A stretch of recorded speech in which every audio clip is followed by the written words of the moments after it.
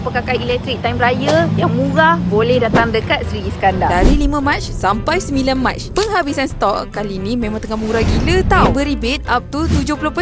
Barang-barang kecil, display unit, harga clearance price tau. So memang tengah limited stock. Tashengo rebate pun up to RM4,000. Kalau korang nak jadi member, harga daripada RM29 sampai RM99. Lagi banyak korang spend kat sini, lagi banyak benda korang dapat. Ada duit raya, cash draw dan hadiah kau-kau. TV kat sini dari 32 inci sampai 75 inci. Full HD, Smart TV, Google TV, Mini LED, QLED, UHD.